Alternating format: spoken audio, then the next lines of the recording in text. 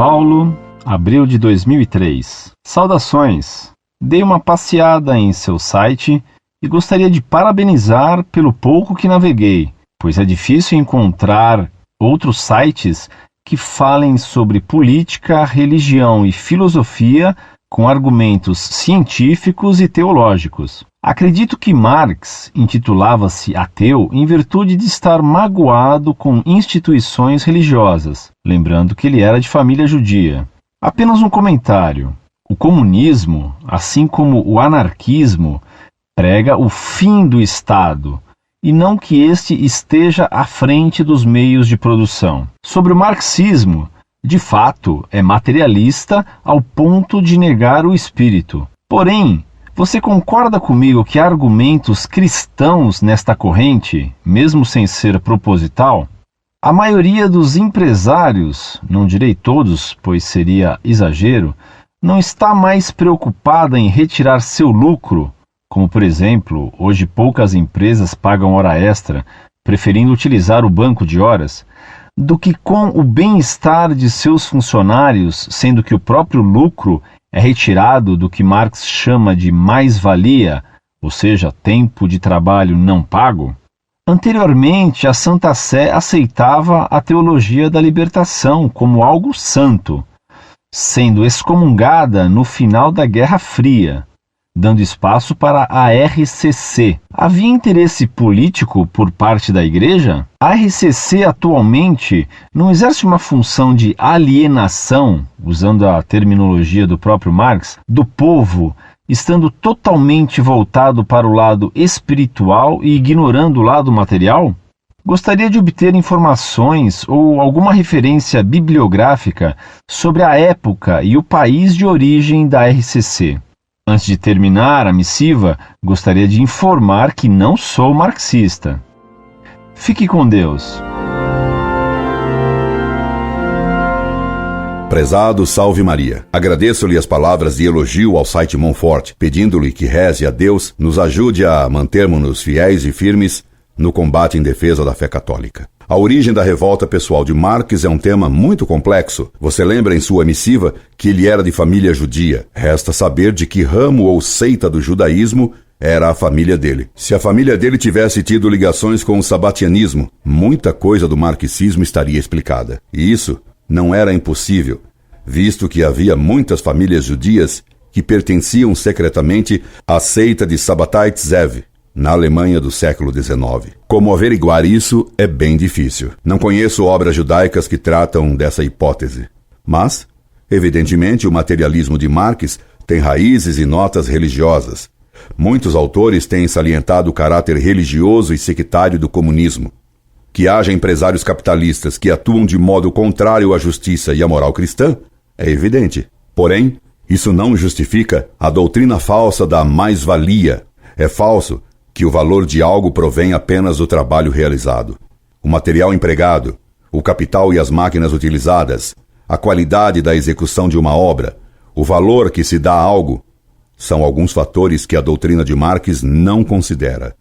Você mesmo trabalha visando algum lucro e vantagem. Isso é absolutamente natural e justo. O lucro não é condenável em si. Quanto à teologia da libertação, você tem razão ao dizer que houve interesse em promovê-la, mas se equivoca ao dizer que era a Igreja que tinha interesse nela.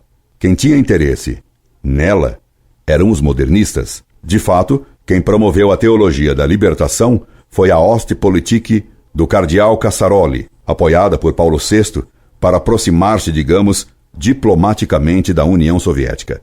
Essa Ostpolitik, não tratando de suas intenções concretamente, favoreceu a expansão comunista pelo mundo todo.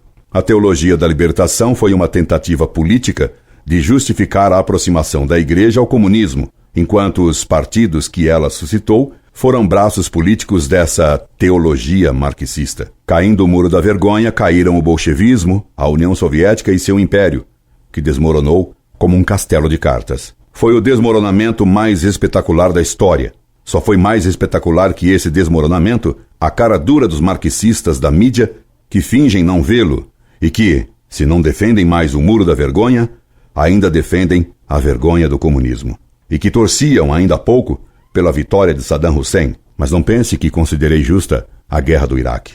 Veja ainda você como os defensores dos chamados direitos humanos, como por exemplo Frei Beto, Dom Arnes, o professor Bicudo, se calaram e não disseram sequer uma palavra de protesto contra as execuções sumárias que Fidel Castro praticou há pouco contra 3 coitados que tentavam fugir do paraíso cubano. Esses defensores dos direitos humanos, que são tão pauradores contra qualquer violência praticada contra os marxistas, se calam quando a violência e a pena de morte é aplicada contra os anticomunistas. Isso prova que eles não são contra a pena de morte ou contra a violência. Eles são pró-comunistas. A teologia da libertação, que Frei Boff definiu como marxismo na teologia, era racionalista como o marxismo. Fracassada essa corrente teológica, se passou a apoiar a RCC, que é antirracional, pois coloca a emoção, o fideísmo irracionalista, como mola difusora de sua doutrina.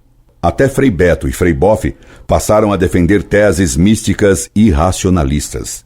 Tanto o racionalismo da teologia da libertação quanto o irracionalismo da renovação carismática são condenáveis. Um tende ao panteísmo, o outro tende à gnose.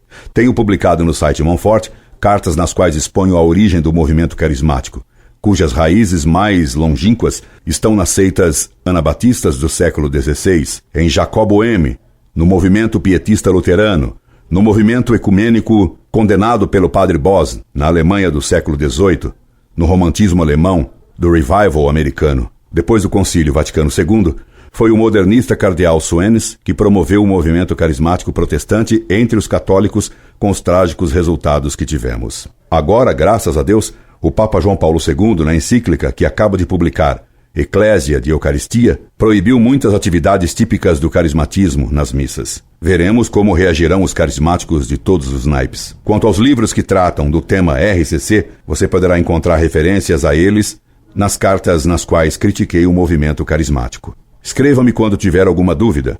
Incorde, Jesus Semper, Orlando Fedeli.